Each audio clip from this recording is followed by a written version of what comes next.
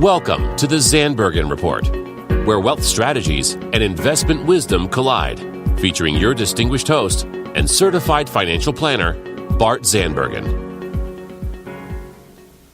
Welcome to the Zandbergen Report, showcasing wealth strategies and investment wisdom that is essential to your evolving world. I'm Letitia Berbaum, and I am your guest host today. And thank you, Paul, our engineer. I just love what goes on before the show here. Everybody's so casual, so common. About 30 seconds before, where's this? And everybody's racing in and throwing mics on. Then it's like, hi, how are you? Kids, do not try this at home. Yeah. The voice of our guest here. Right. Being prepared is always great. Well, I'm really excited to have Raad here today on our show. Welcome, Raad. It's strange sitting on this side of the table, by the way. You know, this is Raad from the Rad Life here on the OC Talk Radio. I was going to say that. We're really excited that actually Raad has his own show here as well. So it'll be so fun. So when you guys go to OC Talk Radio, you can click on the Zandbergen Report, and you can also click on the Rad Show. So we want to basically let everyone know that the Rad Life. Oh, the Rad Life. This isn't just a show. It's a Rad show, but it's a Rad show. It's a Rad. All shows on the OC Talk Radio are Rad.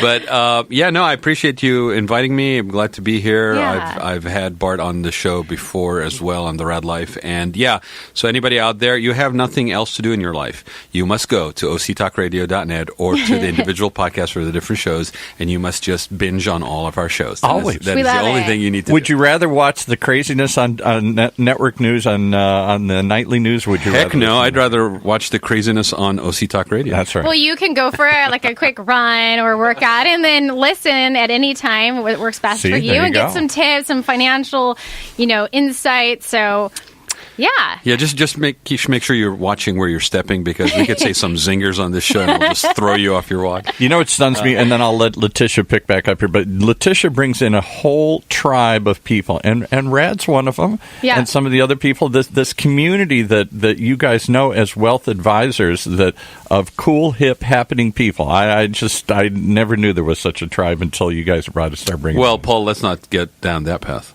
Of what you don't know. Rad brings them in. You guys bring. There's a tribe of people in Orange County I never knew existed. I'm cool. I'm pleased to be sitting on the periphery with them here. Well, I have to say, is what we do is part of our job is being able to go into the community and get the best ideas, the best resources, and really find that for our clients and the people that we work with, and help the people we know. So we get paid to be nosy. Yeah. and to explore, and there's no better job. So in our own areas of expertise, that's very true. And I think with that, you tend to gravitate towards people that maybe are equally minded or similar. And it is a very small county. It is a very small county, people. Yeah. Yes. Yeah. So good and bad, that is a very small county. So I wanted to talk about you a little bit and kind of pick your brain and talk about, because I know we do wealth strategies, and not only do you have your own podcast, but actually what you do for a living is very, very different, and you help people that are going through transitions in their life, and you have a lot of designations behind what you do, and you're in interior design, and so you help people when it matters the most. Maybe they have something that's not functional anymore, maybe they have a need they've outgrown, they're looking at return of investment, that kind of thing, and so maybe you can tell us a little bit about your background first, and then we can kind of go into some value add for our audience. Yeah, absolutely. Thanks for asking. It is primarily like the bread and butter is interior design, distilled down to interior design. And I want to make a distinction that's between the design aspect of it and the decorating aspect of it. Interior design tends to be very solution-oriented, and it depends on what field of expertise you specialize in.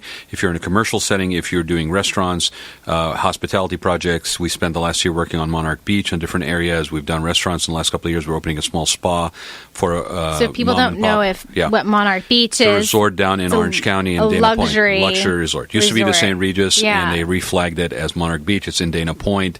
Has been a cornerstone of that part of Orange County for, over 20 years, probably 25 years at this point. So congratulations for having that under your belt. Thank you. Yeah. And it was a classic case of a property that was being repositioned successfully so by the current ownership, and there were certain areas that they did not capture when they did their major renovation. And they had a direct negative impact to their business model. How so? Well, basically what happened is that property got an infusion of about $21 million in renovation. Okay.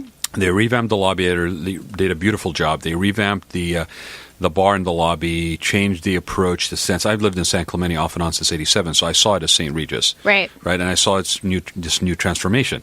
There was a spa in there before that was very much part bread and butter for any resort that calls themselves a resort. They actually have to have a spa of genuine offering. That's what I always look for. Well, and it was not the case. I've been doing spas since '98. I remember the day when I saw a sign go down from where it said hotel and casino, and the word casino came down, the word spa went up. Wow. I was on the island of Mauritius off the east coast of Africa. It's so small, that island of Mauritius, that the M in Mauritius, half of it's already in the water. Wow. That's how small, but it's a beautiful, beautiful place if anybody gets to go. It's about 24 hours flight from here. But literally, that was a moment where things changed, and it cannot be a resort or a luxury offering without having a spa component. So here we go. This property had a spa component. They repositioned the spa. They actually rebranded it, brought in a brand from Arizona called Miraval, which is a very well-known brand in Arizona, a one-off in Arizona. They brought it in. This was the number 2 Miraval location at Monarch Beach, and they did a full remodel on the spa, relocated the spaces. The one thing they did not do was they did not change the locker rooms. What?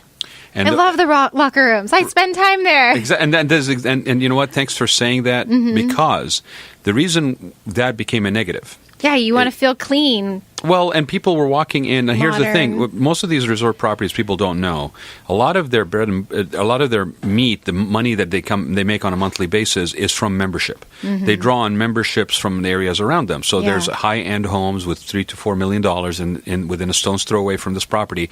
A lot of these people have been members for a long time at the St. Regis and now Monarch Beach, and they basically have been going into these locker rooms on a daily basis, twice a week, 3 times a week, working out, and then basically because it has steam sauna and jacuzzi, hot tub amenities, they spend more time even in these locker rooms than just changing and walking out. Right. So now you have people that have been using these locker rooms for, let's say, 5 to 10 years that are walking through $21 million of renovation to the locker rooms that have never been changed. Wow. So if you had an issue, how could they not do that? They didn't do that.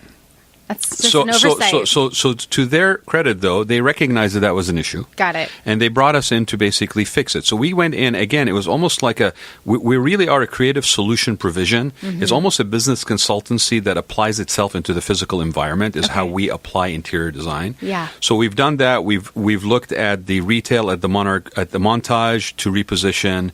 We've looked at the retail at the Surf and Sand to reposition because, again, these are other high-end properties on the that coast. are nearby. Yeah. Right. And so all of these properties, and similarly commercial real estate, retail is all changing into experiential retail now because it's not enough to have just a retail store. You have to have a reason for people to be drawn to it. Yep, it's an experience-driven. The irony is I launched a new show for my media company, and the show's called Selling the Lux Life. We launched one last Wednesday morning, and we had a gentleman by the name of Shaheen Sadeghi, who was a friend of mine, who's the head of Lab Holdings, owns the lab and the camp and the packing house, which are experiential retail food and beverage destinations in Orange County. And it was interesting what we talked about because I told him, well, what was the catalyst that caused you to start doing this back in '93 where you opened the lab? Right. And he said he was reading an article where basically Mall of America or something was purposely taking away benches out of the mall because they didn't want the kids to hang out.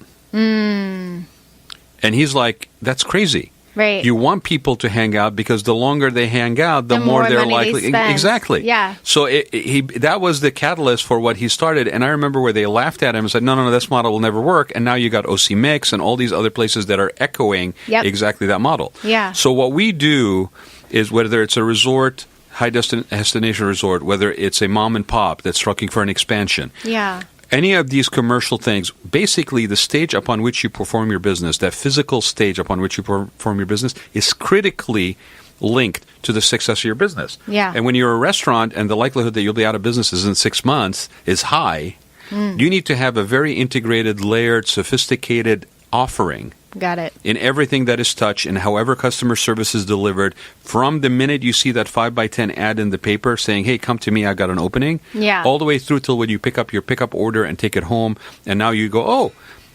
wow, this is really good food. Who is it from? Oh, let me tell you. And it all has to be done that way, especially when real estate values are very high. Right. in high destination locations like Orange County, you're paying 5 to 7 to possibly 10 in Corona del Mar a square foot. Yeah. Before you even open your doors, you're already out of pocket, thousands of dollars for lease. Right. So design for success is kind of what we try to do. So going back to the Monarchs, I want to be able to make sure that we're being able to give some concrete tips for the listeners. Yeah. So you're able to go in, you won the contract, you then were able to say, these are the areas that we can provide a solution. Correct. Because you identified the locker rooms were definitely a weak spot. Correct. And then you clearly did the renovation. And very, very sensitive to their budget. For example... That's a good point. For example, and I will tell this to everybody because I'm kind of proud of this, is all the original tile that was in those locker rooms is still there. Oh, interesting. We did not take out all that tile and put in new tile because we didn't need to. We could reposition those locker rooms, modernize them, make them look very appealing without having to incur the cost for that to happen. Part of it was cost, but also part of it was downtime. It's efficiency. And the added layer to this is we did this because it's very, very critical to an ongoing business that's got its door open. We actually did this at night, and we did it in phases. So those locker rooms, other than for a very short period of time, were never closed. That's great. Yeah. There's no downtime. Right. And that's the kind of thing that I tell people is when you're basically looking for a business consultant and you are in a brick and mortar, you need to be dealing with somebody that has a sophisticated ability to understand that. So what are some key things that they would look for to find someone like you as a business owner, in that situation? Well, referrals and word of mouth are absolutely the best, right? Okay, but I will say this. In the current market, everybody's very busy. General contractors are very busy. In some cases, people may think they'll just go directly to the general contractor. They'll avoid the supposedly expensive fee structure of a design firm, right? That's not necessarily true. Plus, when you do that, there's still decisions that have to be made, things that have to be addressed that somebody has to address. Yep. And so if you don't bring in that layer of professionalism into the mix, you are now having to do that with a contractor and yourself. Yeah. It's taking away from your time that's billable for what you do for a business. The contractor may not be the best resource for that. And at the end of the day, the contractor is driven by finishing the project and getting paid, not necessarily layering an offering that's going to position you for success. What does that mean? Well, meaning that, what is your, if you're an office, what's your internal corporate culture? How is the actual layout and the remodeling that's being done fulfill that and strengthen it? If you have future plans for expansion, whether it's in services or whether in physical space, how are you spending money today that tomorrow that isn't going to be wasted because now you're going to have to get rid of it in order to do something else? All of these things, all this planning that is proactive planning in advance. Same thing when you do with financial planning. Yep. All these things have to be part of that matrix. Most people, for example, will come in and say, okay, I haven't done anything for 10 years. And this is very common right now, is a lot of places haven't touched anything for 10 years. Yeah. They're starting to feel a little bit like maybe the economy is going to turn a little bit. I got to basically have a better face on. I got a better offering. Yeah. So I'm going to go in and do something. And the first thing they do is they set money aside to basically do that, let's say, in 2019. What they don't do is they don't account for, once I do that facelift, what am I going to do with it? Right. Once I do that additional retail storage for shelving for more products, what are the products I'm going to put in there? Do I have a matrix? Do I have an understanding of what competitively other people around me within a 30-mile radius are doing? It's that big picture planning. You have to. And you have to be very specific about it because you are trying to have some decisions that will sustain you for 5 to 7 years. Right. So that your return on investment, there's that word, right? Return on investment. I love that word, by the way. is quantifiable. Right. It's not just pie in the sky thing. Yeah. So we can drill down. And people are going, well, what does this got to do with interior design? It has to do with everything about planning. And if you are performing your business, whether it be service or product, whether you're an office. Right now, if you're an office, you get on Google and you put in somebody's address, and what pops up? Visuals of the outside of the building. Yes. Then, in some cases, visuals of the inside of the building. Right. If the inside of their building is not up to the caliber of what they are pitching themselves in terms of language on the website, you are either looking for them as potentially being a service provider, so you're going to be a client, or you're looking to be employed by them. Those visuals are critical because they're going to set an impression. Right. And you may go, maybe I'm not. Maybe I should look somewhere. Right. And so all these pieces that seemingly are not necessary. They are really very critical, and people are very visually driven. Yeah.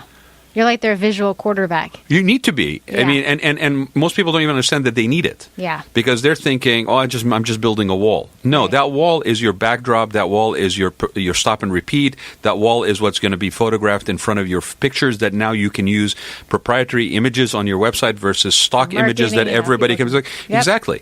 And this day and age, if you have any kind of social media presence, you are the brand of you. Yeah. So you have to have a strategy that not only shows the caliber of what you do, but also has an authentic way to present you. Because people will look at stuff that's repetitive and regurgitated, and they will chuck it away in 2 seconds. Yeah, it makes absolute sense. We'll hold on 1 second. We're going to have a quick commercial break, and we'll be right back. Okay, let's do it. With more than 25 years of experience, Bart's comprehensive perspective has earned acclaim from clients across the globe. Gain access to lessons learned throughout Bart's career by following @BartZandbergen on Instagram.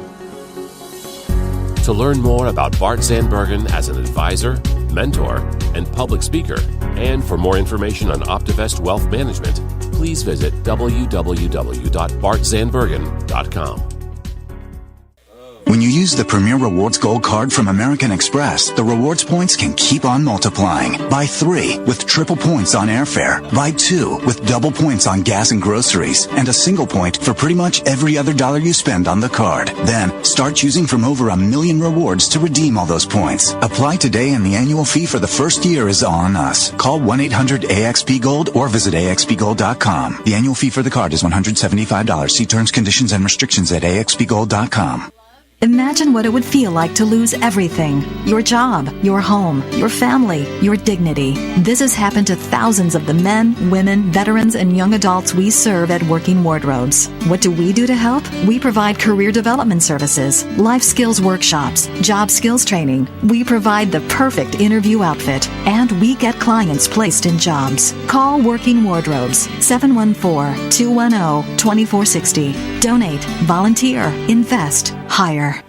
Now back to Letitia and her animated guest. Oh, he's great. I'm really excited, and I'm learning a lot, and I think this is fantastic. So I know that we've covered the commercial side, but do you also do residential? Yeah, we do. And sometimes that is as a result of doing commercial. So we'll go in and do commercial, and somebody will say, well, could you do my home, right? Mm-hmm. Mm-hmm. In other cases, it's a specific need, like I've done homes for family members. I've done homes for people that are looking at either they purchased a new house, they need to put in, like, we even do landscaping, so front yard, backyard for HOA, because there's a timeline associated with it. So it's sort of providing solutions for people, right? Yeah. So speaking of solutions, I love solution planning, by the way. Right, and solution planning, and it's really funny because what I'm about to talk about, I actually presented to people from a financial perspective in terms of like independent decision making. Okay. But basically, there's such a thing called aging in place. Okay. And we are in a county in Orange County. It is the largest per capita concentration of seniors in the country. So slow down and say that one more time. Orange County, per an article that came out, I think it was now 2 years ago, was the largest per capita concentration of seniors in the country. That's a lot. Not Florida. Orange County. And to be specific, South Orange County is the largest concentration of that. And if you are surprised, let me break it down for you. Most people moved into that area 70s. Okay. They bought homes that were $250,000, $400,000 maybe if it was a large house. Yeah. You know, a lot of appreciation. There was no 73 freeway. There was there was nothing past the Spectrum area. In fact, the Spectrum was fields, right? And there was orange trees in Orange County at one point, right? So Orange groves. There are orange groves still, but they're in private properties now. Yeah. So yeah, but Orange County is actually a perfect example of what's happening actually all over the country to a certain degree or the other. But we have an aging population. Yeah. Paul is sitting over my shoulder, which basically he is our bona fide in studio like baby boomer, right? I'm the old guy now. Yeah, who doesn't listen, by the way, which is a perfect baby boomer characteristic. He does nothing. For 3 years I've been telling him advice on what to do as a senior, and he does nothing. Right? I know. I'm still waiting for him to let us manage his assets. No, he's not going to do anything. He's like asset schmashits. I'm a hippie / baby boomer.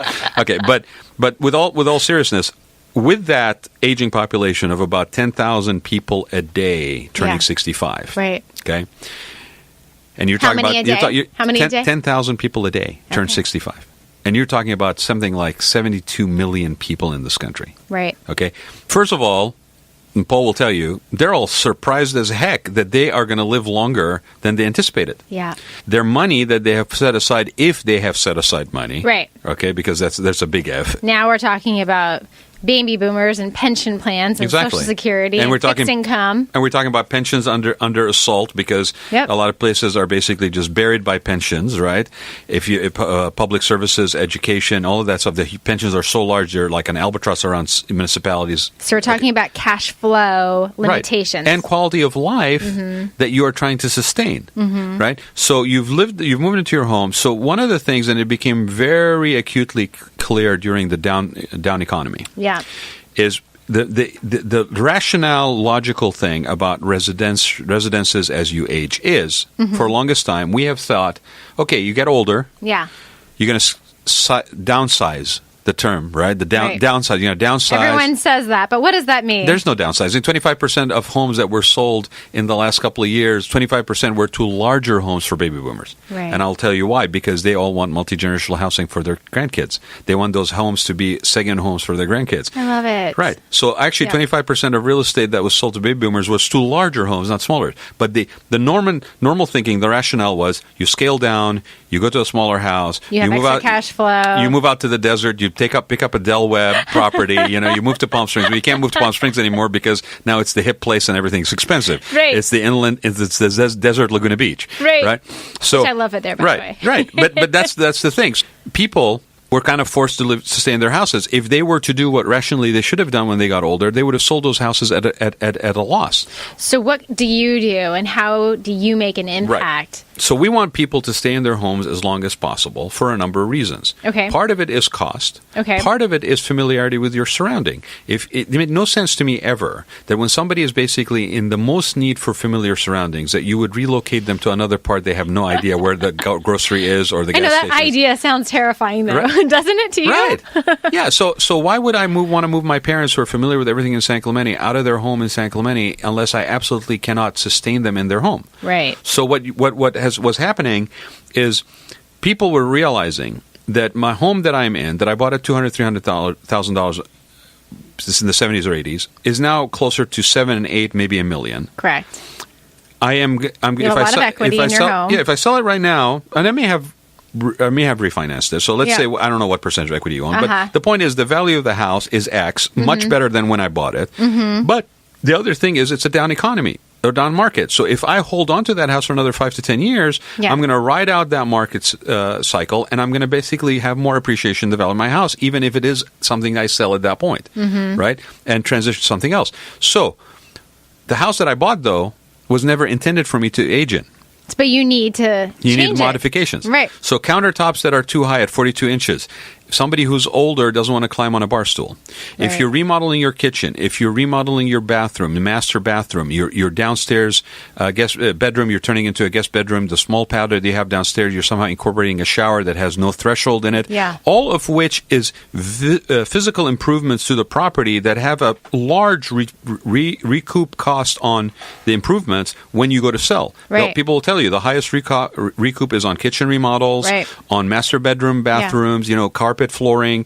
So this is not sort of like, I just feel like doing this. Right. You actually own a house. You haven't touched this house in 30 years. You want to improve it for better positioning for resale, and you want to start to live in it as long as possible. For use, absolutely. Because here's the truth. Today, if you were to go into assisted living, and what they usually use as a benchmark is a single one-bedroom unit as a measure, right? Like kind of a closet. Right. In Orange County, a one-bedroom single unit assisted living is $4,000 a month. If not a lot more. That's the median. Right. Okay. If you go to a full service, like where basically you have medical care, 5,000 to 7,000 a month, possibly 10, depending on location. Okay. If you're down in Corona del Mar with the location of the ocean view, you're looking at $10,000 a month. Right. Okay. Now, in contrast.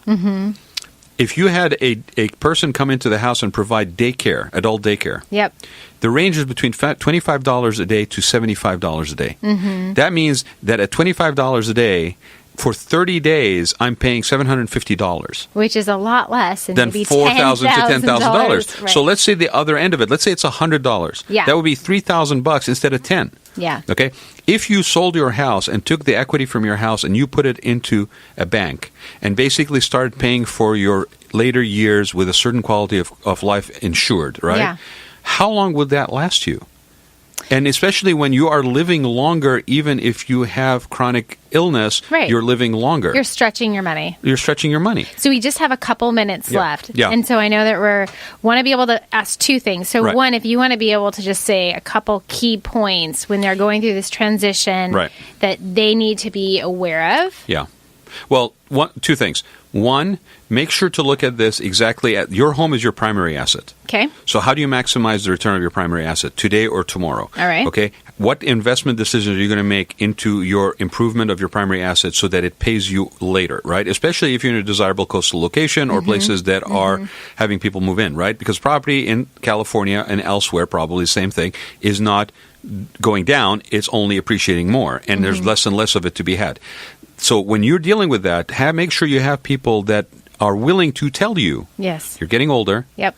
But that doesn't mean you have less independence. Yep. That doesn't mean your quality of life has to drop. And these changes that we're making are not necessarily only good for you, but they provide an environment for multi-generationally your kids, your parents, all of these people to congregate around the space instead of having grandma be isolated. No, Thanksgiving is coming up. Christmas is coming up. Go get grandma. You know, grandma's sitting in the living room because she can't sit on that bar stool. Right. She can't pass on that family recipe. Yep. If you actually make a modification that is universally usable, that's multi-generational sensitive, there is a physical and an emotional benefit that comes out of that. Plus, your home is now set for somebody who is from the 72 million that are aging, that may be relocating to your area, that is looking for a house that would accommodate them. So it's a higher return on your investment. Higher return on investment, but proactively planning for it in advance. Yeah, so, I love it. So, you know, we're all getting older. We say on the Rad Life, nobody's getting out alive, right? But that doesn't mean that you have to give up on your independence decision making. Yeah, no, this is great information, and I know our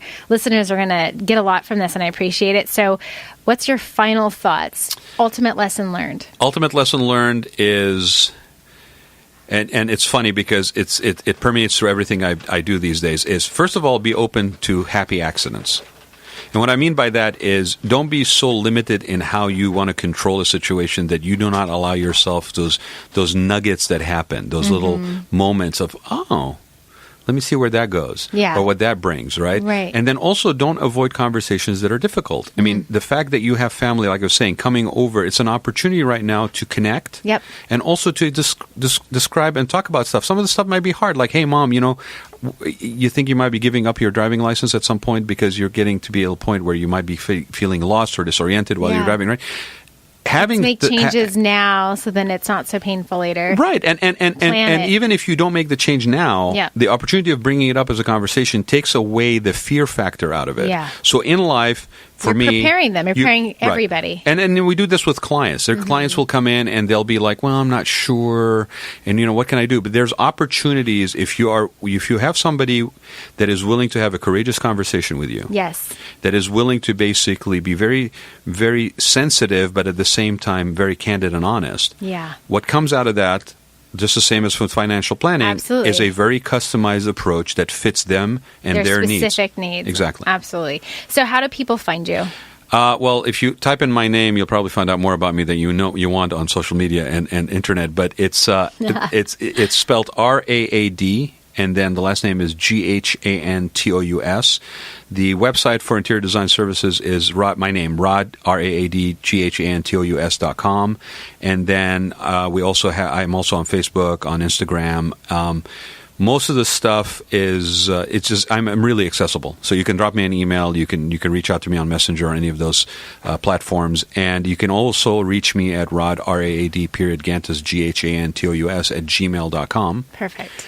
And yeah, I mean, if you have questions, it's always good to ask people.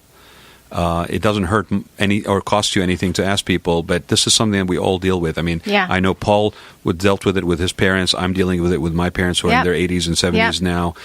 So you don't have to go through this on your own. Yeah. And the same applies for when you're in a business. If you're trying to get more out of your business, right, talk to the people that are willing to basically adventurous with you. Yeah. But with a calculated risk. Yeah. I'm so glad that you've been able to be on the show today. I appreciate it. It's a pleasure. Yeah, absolutely. And you can always find us on Zandbergen Report, Wealth Strategies and Investment Wisdom.